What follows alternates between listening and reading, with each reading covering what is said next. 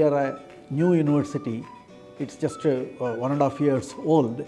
All the activities of a matured universities are carried out here with the help of the central facility available. So that's an advantage we have, and we don't need to restart any of the activities or start planning for that. That's a real advantage we have. That's the reason the group is always a strength. It is easy for us to grow in different directions rather than concentrating one by one.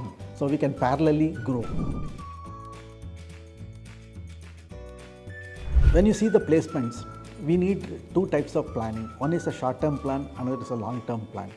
We do not believe that the student soft skills can be improved just by giving a dosage of 30 hours or 40 hours just before the placement season starts. So we are not treating this as a skill for placement or just to get a job, but if that is going to make an impact on the even the character of a student or the social movements and other things, yes, we want to take that benefit.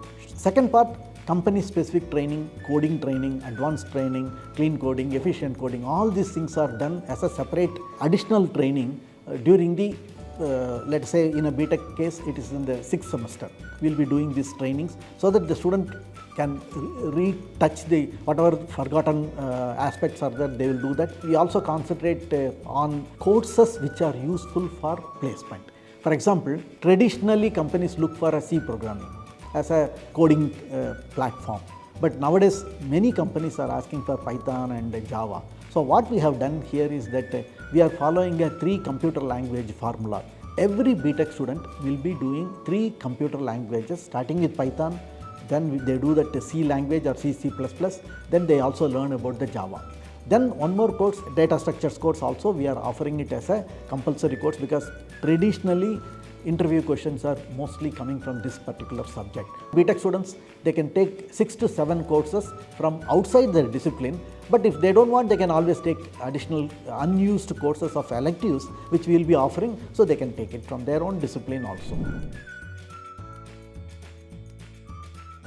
As on today, we have programs like MSc Cyber Security, MSc Data Science, MCA and MBA programs. So we started last year, so they are graduating this year. Of that 75 students, I think 54 students are sort of placed or confirmed post internship concept, they are available. So those people who are paid or already confirmed placement, they get about 8.2 lakhs of CTC, they have been confirmed. Predominantly BTech and then MBA and postgraduate programs like MSc and MCA programs we have started with 8 programs in 2023. Then 2024 we increased to this number to 24 programs. We are planning to start at about 8 programs related to economics, social sciences, and we can generally call it as liberal arts background. We are planning to start, but in the coming, that is 25-26 academic year, we are planning to start. In the country level, 65% of the employments are happening in the software area or IT area and health sector area. Whereas when you talk about Bangalore, the areas what I can highlight is that IT related areas or computer science related areas and electronics related area. That is one of the reason why we have started 2 BTech programs, BTech ECE, Electronics and Communication, and also Embedded System and VLSI BTech program we are starting. Apart that, on the computer science, we have many programs, and for example, recently we started full stack DevOps. The reason why we have started is we are doing a market survey, we are talking to other company HRs and other people. So one of the feedback we are getting is that DevOps is the area where a large number of companies are looking for, and full stack is another area where they are ready to employ people if people are available.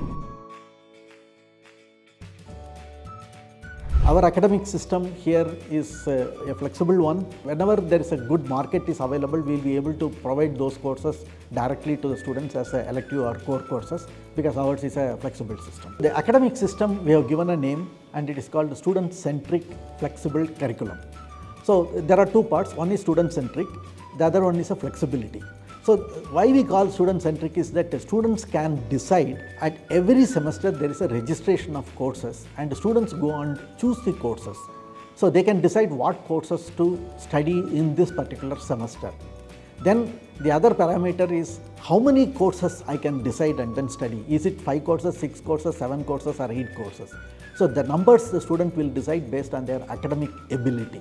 Third is when to study. Every day the same course is offered. For example, 10 batches of students are in computer science right now we have, and the same course is offered to 10 batches. So student can decide at what time I want to study this course. The fourth flexibility is that a single course in the single time or the given time, it will be handled by multiple faculties. And of course, one more parameter the student can decide is that they can study which classroom I can sit and do that. It's also an important factor because the university is expanding vertically and horizontally. So that way they create their own timetable. And in a class of 60, there is no 60 fixed class, it's a virtual class.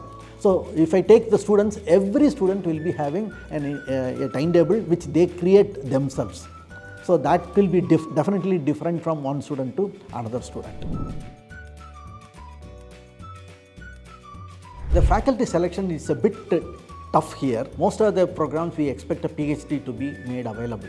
So once PhD is available, we'll vet the applicants, then we create an interview committee, which is also, I'll be heading the committee. Mostly 4 to 5 people will be sitting together, one by one interview we conduct.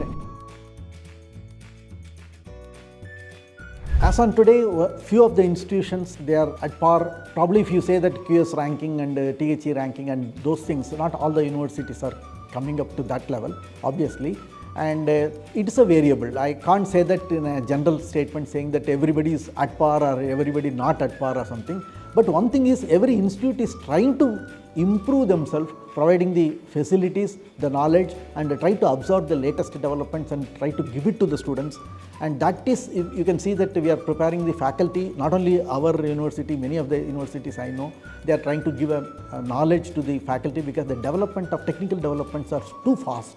And unless there is, you give a FDP and other things to the faculty by the industry people, and that once the faculty is trained, they will offer this to the student, and the student is getting the knowledge. For example, you take our case, we are also trying to improve the laboratory facilities. And one more thing I can add is that 70% of our courses are having a lab component. We are trying to follow a concept like learn by doing.